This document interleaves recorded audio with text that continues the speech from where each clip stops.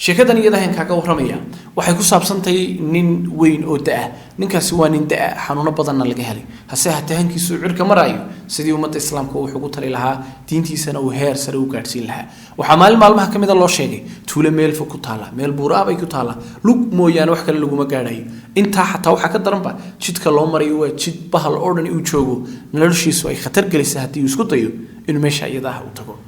dadka meesha ku nooli haba yaraatay diin ay haystaan ma jirto islaamkana waxba kama yaqaanaan cabdiraxmaan waxa ku soo dhacday in dadka uga faa'iideeyay nimcada islaamka ka qatan inuu islaamka uu soo galiyo ay dhamaantoodna wada noqdaan dad islaama ninkan safarkii dheeraa wuxuu galaba wuxuu dhibaatada la kulmaba tuuladii markuu tagay ayaa la yidhi cabdiraxmaan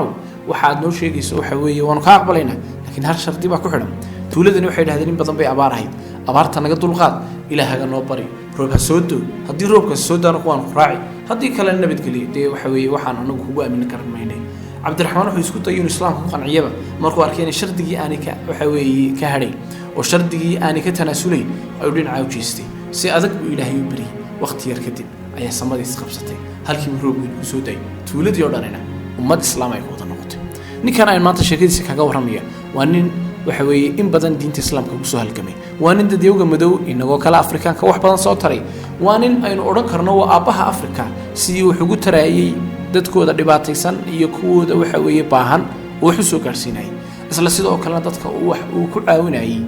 islaamkana uu raacinay waxaan kaaga waramaya sheekada cabdiraxmaan as-samiid ninkaasi iyo taariikh nololeedkiisa ay si kooban ku dul cararaya فايديس في عن نيكان عبد الرحمن الصميت لو يقانا وان اصلها كل شيء دلك الكويت وان دكتوره وحو كسو دياري عافمادك دلك العراق عاصمه وحوي بغداد جامعه دولغان جامعه بغداد ير كدب لكان ليفربول بوكعي halkaas oo ka diyaari post graduate ku saabsan qalinka iyo arrimaha la halmaala yar kadib xaga ay Canada ayuu dhoofay taas oo ka soo diyaariyay weynta iyo wax ka qabashada cudurrada ku dhaca dadka degan waxa weeye dhulka waxa weeye equatorialka loo yaqaano ninkan shaqo wanaagsan buu helay isla sidoo kalena magac fiican buu helay mushahar fiican buu qaataa uu guursaday ninkan inta raali hadaba kuma noqon wuxuu jeclaysiin inuu umadiisa si fiican wax ugu taro oo intaas kuma filna inuu reerkiisa ku filaado uu shaqo fiican u helo intaas ninkan uu qancin weeyay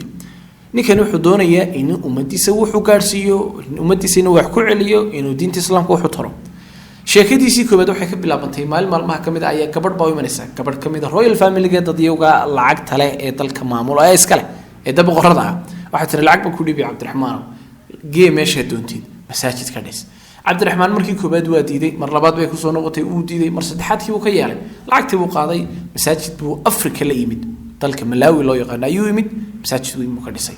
halka markuu yimid cabdiraxmaan wuxuu arkay dhibaatooyinka adag ee muslimiinta dalka degan ay la kulmayaan hadii xanuuno badan ay tahay hadii ay faqri tahay hadii ay gaajo tahay hadii dagaal sokeeye ay tahay hadii ay abaar tahay dadna wuxuu go'aan u gaaray inuu u tafaxayto dadyoga muslimiinta Afrika sidii uu tari lahaa dadyoga gaalada ahna si diinta islaamka u soo gali lahaa hadafkiisii koobaad iyo mashruuci cimrigiisa ayuu horinta iyada u ka dhigtay ninkan isaga shaqadooyinkiisa kale waa iska day wuxuu u tafaxaytay sidii arinta iyada uu wax ugu qaban lahaa walaalihiis Afrikana uu wax soo gaarsiin lahaa cabdiraxmaan wuxuu waqtigu sida ahaadaba waxa uu asaasay hay'ad weyn loo yaqaan al-awn al-mubashir taasoo ahayd halka waxa weeye uu ka duulo waxa weeye uu kana qabto uu kana hirgeliyo mashaariicda waaweyn ee uu jecel yahay inuu ummadda u qabto bal aan kula wadaago wax suurtagal ah inaad khatasho naftaada u yaabtay bal aan kula wadaago ninkan waxyaalaha uu qabtay kow gacantiisa waxa ku islaamay muddadii uu dacwada ku jiray waa 29 sano koob iyo 10 milyan oo qof ayaa gacantiisa ku islaamay markan kulay isaga islaami amaba waxa ay ku islaameen waxa weeye hay'adan uu isagu sameeyay al-awn al-mubashir loo yaqaano dadyoogii ka shaqeynaysa guddi sababta u ahaa ay islaamiyay ninkani waxa laga waramaa in masaajidada uu dhisay ay gaaraan 5700 oo masjid waxa laga waramaa in 15000 oo caruur ah oo agoom ah isagu mas'uul ka ahaa oo aabihi hooyaba u ahaa oo kafaala qaatay bimaano waxa laga waramaa in 9500 oo ceel uu dhisay waxa laga waramaa in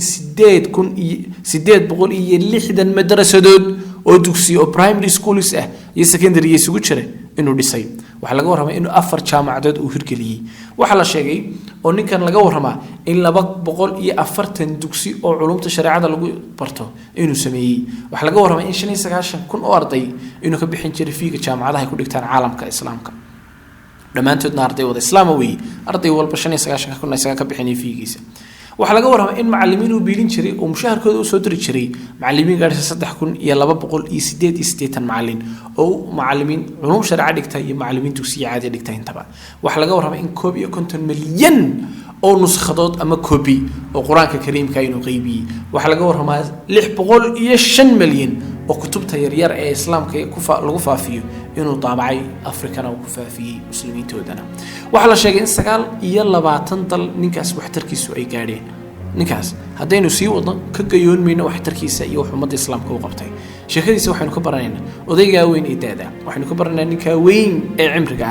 ee waliba xanuunada badan laga helay ee waliba cuslaaday ee in badan wadana dacwada ku soo jiray ee adduunyada intay isu furtay haddana ka doortay aakhiro wanaagsan